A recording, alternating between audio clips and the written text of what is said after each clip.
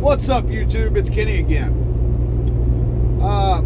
Driving around this morning and wanted to make a video to talk about like my thoughts on longer term strategy, since I'm starting to move more toward that mindset, or at least I'm about to start this new Roth IRA soon that's going to be more geared toward a 5 to 10 year outlook. Whereas most of my investing up to this point has been looking more at shorter term gains, okay? Before we get started, I'm not a financial advisor.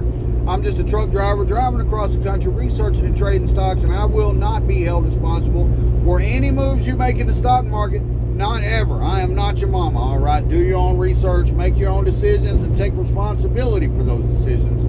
If you're new to the channel, hit that subscribe button to help us keep this channel growing.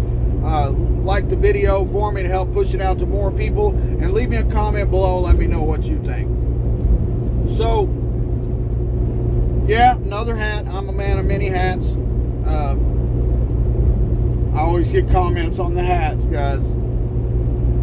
But so, you know, I take a very common sense approach to the stock market. All right.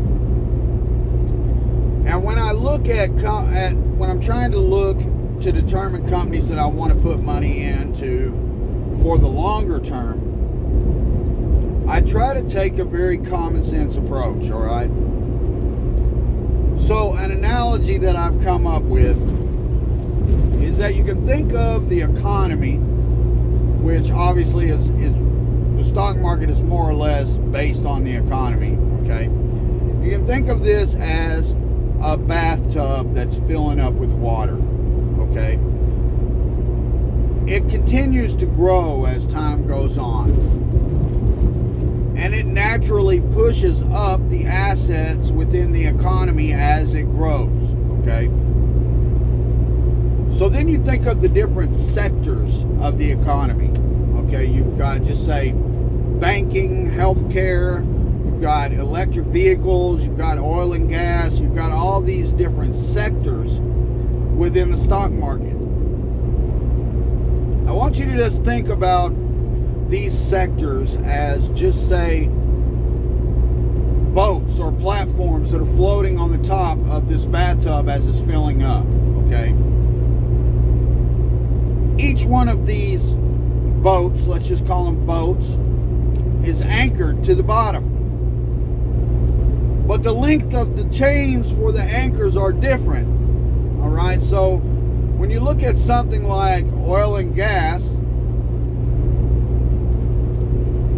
the anchor chain on that sector, on that boat, is just about to the end, and in fact it may actually be starting to tip that boat upwards. So as the economy goes up, that boat is likely to stay more in the same spot that it's at and get overtaken by the water. Whereas if you look at a sector like, just say, solar energy or alternative energy in general, or electric vehicles, the chains on those anchor lines are still very long. So as the economy moves up, those sectors are able to continue to move up with the economy, whereas these others are anchored down in spots where they don't have a lot of room to accommodate that growth in the economy, because they're on their way out. Things like oil and gas are on their way out.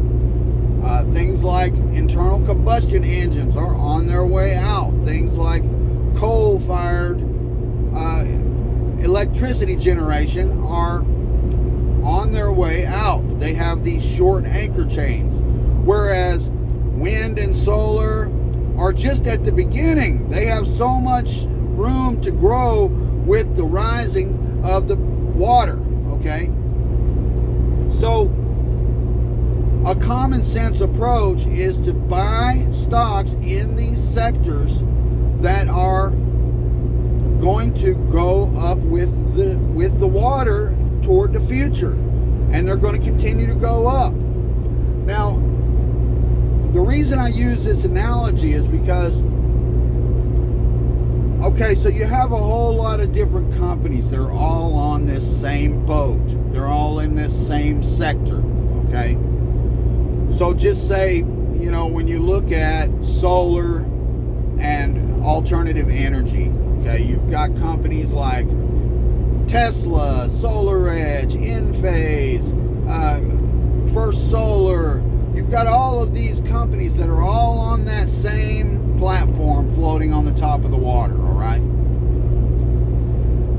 Now, as the water goes up, the platform goes up, and therefore it raises up all of these stocks that rest on this same platform or in this same sector.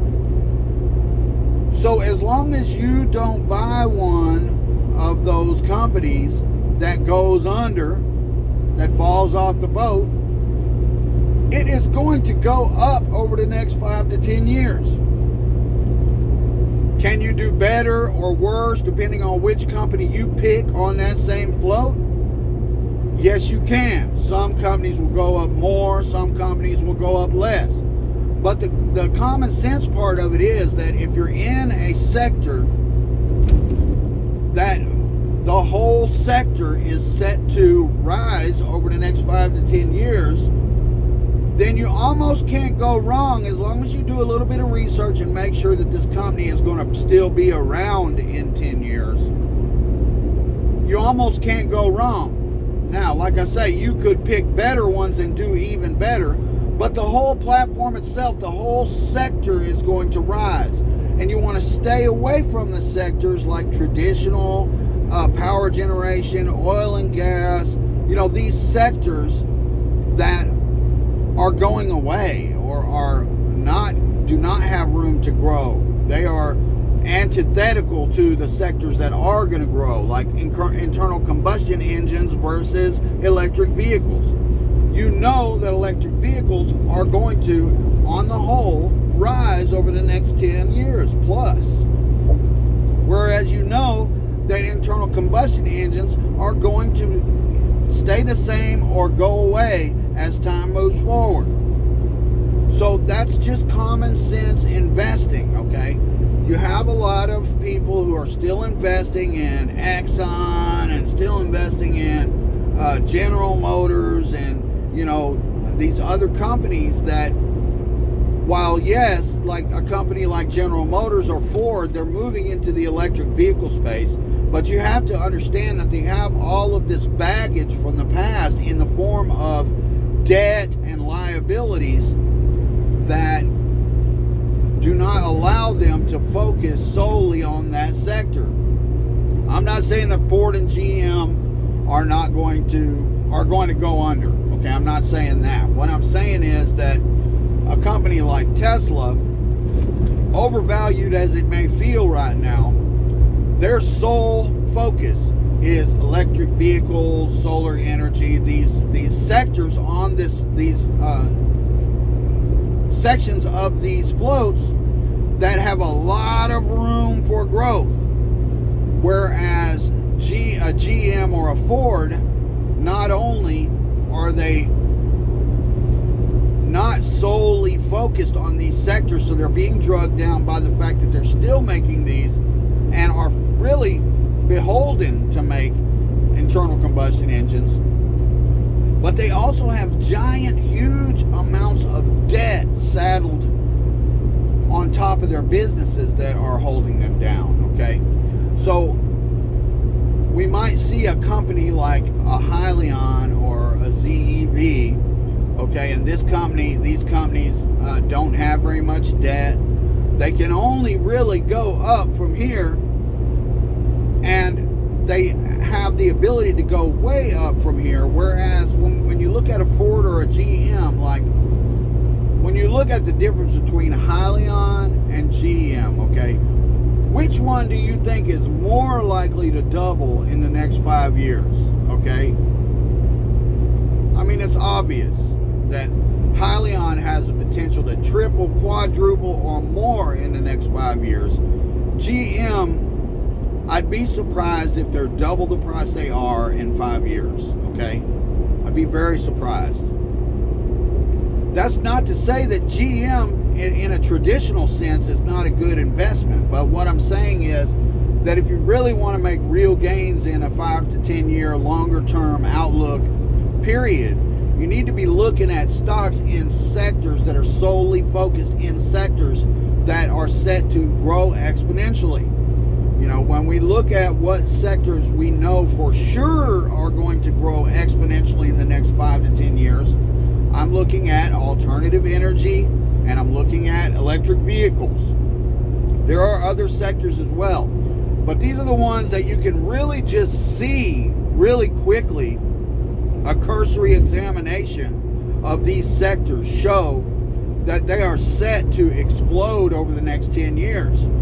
And so these are places that are really great to be putting your money for a long-term outlook. Now, you do have to be careful because some of these companies within these sectors might not make it. So when you're looking at a long-term view rather than a one-year view or something, you need to be picking the strongest companies that you think are going to survive the next 10 years. And that is how you're going to really capitalize and really do well over a 10-year period, okay? I don't want to go on too much. I think that, you know, I've gotten the point across, and I'm sure a lot of you already understand this information, okay? But there are also a lot of people who don't get it. And maybe this will help you kind of understand where some of this stuff comes from and where this, you know, how you can invest just with common sense investing. It's just common sense strategy rather than, you know, trying to overcomplicate things. You know, if you use a common sense approach like this, you don't really have to, like, I don't know, mad dog your stocks and just like constantly watch them and pay attention to them. If you identify the sectors that are definitely going up over the next 10 years and you buy the best 3 or 4 companies within that sector, you're almost guaranteed to do really well over that longer term period. Now, a lot of the stocks that, you know, I've bought and sold in the past have not fit this description. I have been trying to make money based on hype and stuff. But the stock market is not really doing that right now. And, you know, in my next venture, which is going to be a long-term account, I'm going to be looking at it much more from the perspective that I've talked about in this video than how I've invested in the past. I'm still going to be looking for short-term opportunities going forward, but I'm also going to be focusing in on this long-term view. So I wanted to put something out there just to kind of talk about my personal common sense type strategy. And then going forward, of course, we'll talk about some more individual stuff as I identify things to start investing in, and we'll go from there. So again, hit that subscribe button, like the video, leave me a comment below, and consider joining the Patreon in the description below to support the channel and to help us build up the YouTube portfolio. And I appreciate your support. Thanks for watching.